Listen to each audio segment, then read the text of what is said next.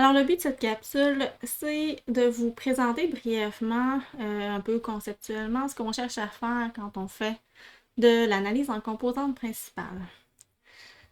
Alors, je vais vous donner un exemple pour commencer. Donc, prenez une situation où on s'intéresse au climat de certaines villes. Alors ici, on a les villes A, B, C, D, E. Et puis, on a la quantité de précipitations dans ces villes-là et la température. Donc, regardez bien les précipitations en neige au mois d'août. Donc, vous voyez ici, c'est zéro partout. Donc, vous comprenez bien que zéro partout, ça ne nous donne pas vraiment d'informations pour comparer ces villes-là, pour analyser ces villes-là un petit peu plus, pour décrire comment elles se distinguent au niveau du climat, puis pour faire des prédictions, ben encore moins. Donc, vous voyez une variable qui varie pas du tout. C'est pas une variable qui est particulièrement intéressante, qui apporte beaucoup d'informations dans une analyse.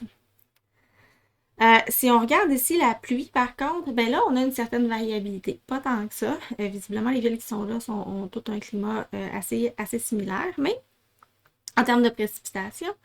Mais quand même, il y a une certaine variabilité dans les précipitations. Donc, ça nous apporte une certaine information. Donc, vous voyez qu'une variable qui ne varie pas, ben, c'est peu d'informations finalement. Euh, Maintenant, si on regarde la température en août et en septembre, donc vous voyez ici dans mon jeu de données, et là je l'ai fait exprès, j'ai présenté la température en Celsius et en Fahrenheit. Mais évidemment, il y en a un qui est la combinaison linéaire de l'autre. Donc ici, on a une corrélation parfaite entre les deux. On a deux variables qui varient, mais qui varient exactement de la même façon, donc qui nous apportent exactement la même information. On n'a pas besoin de ces deux variables-là dans notre jeu de données. On pourrait en conserver une seule et il n'y aurait aucune perte d'information. Même chose évidemment pour la température en Celsius et en Fahrenheit en septembre. Donc, supposons qu'on n'utilise pas la température en Fahrenheit et qu'on utilise seulement la température en Celsius, bien, ici, on va quand même avoir une corrélation entre la température en août et en septembre. Donc, c'est pas l'information de plus d'avoir la température en septembre, en plus la température en août. Il y en a, ok? Donc, c'est pas, on a un peu d'informations de plus, mais pas tant que ça. Parce que les deux variables nous apportent quand même une bonne partie d'une information qui est assez similaire sur la température à cette période-là de l'année dans ces villes-là. Par contre, la quantité de pluie, c'est complètement indépendant de ça. Donc, c'est vraiment une autre information qui est qui est très différente. Donc, qui nous apporte vraiment de l'information de plus. Ce que je veux vous faire voir avec ça, c'est que quand on analyse des données, la variabilité, la structure de corrélation entre les observations, c'est ça qu'on étudie finalement. C'est ça qui nous apporte de l'information. Et quand on va faire de l'analyse en composantes principales, ce qu'on va chercher à faire, c'est à créer des nouvelles variables qui vont être des combinaisons linéaires, des variables qu'on a déjà dans notre jeu de données, mais des combinaisons linéaires qui vont maximiser la variance, donc qui vont maximiser la quantité d'informations qu'on conserve par rapport à notre jeu de données. Dans l'exemple qu'on avait précédemment, ben, c'était assez facile de le faire intuitivement par notre connaissance du phénomène ou en analysant des variables deux à deux. Mais quand les jeux de données sont beaucoup plus gros, de beaucoup plus grandes dimensions, puis que les phénomènes ne sont pas des phénomènes qu'on connaît d'avance, qu'on comprend tant que ça, ben c'est là que l'analyse en composantes principales va venir nous apporter des outils pour nous aider à mieux comprendre ces choses-là. Et là, on va me dire, ben, OK, mais on peut regarder ça aussi en analysant la matrice de corrélation. Effectivement, hein. Ici, la matrice de corrélation, elle nous montre tout de suite que la neige n'a pas de variabilité, qu'elle n'est pas intéressante dans notre analyse. Elle nous montre aussi que la température en Celsius et en Fahrenheit, ben, ça nous donne exactement la même information, donc on pourrait garder une seule de ces variables-là.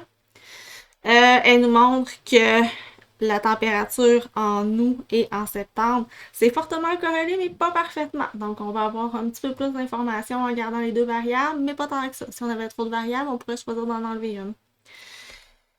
Et puis, elle nous montre aussi que il n'y a pas une très forte corrélation entre la quantité de pluie et la température. Donc, oui, la matrice des corrélations nous donne beaucoup d'informations. Mais vous allez voir que l'analyse en composantes principales nous permet de pousser ça à un autre niveau parce que la matrice des corrélations, elle compare toujours des variables 2 à 2. Donc, on ne sait pas si on peut voir la corrélation entre deux variables, mais on ne sait pas comment ça se comporte par rapport à une troisième variable. Donc, c'est ça qu'on va aller chercher de plus avec l'analyse en composantes principales. En plus d'aller chercher des outils graphiques pour permettre de visualiser tout ça quand il y a énormément de variables. Alors, pourquoi on fait ça en général? Je pense que vous avez compris, hein, pour explorer, comprendre ce qui se passe dans notre jeu de données, explorer les variables, explorer les observations. Quand on a de très grandes dimensions, évidemment.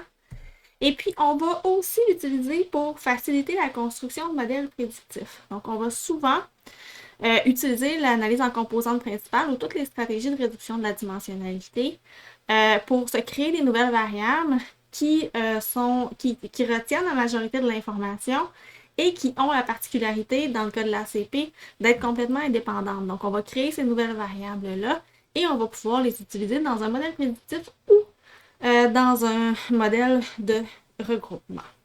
Donc, c'est pour ça qu'on fait l'analyse en composantes principales. Dans les prochaines capsules, vous allez mieux comprendre comment on construit, comment on obtient ces coefficients-là, donc ces nouvelles combinaisons linéaires de variables-là, et puis comment on interprète les résultats qui sortent de ce type d'analyse-là.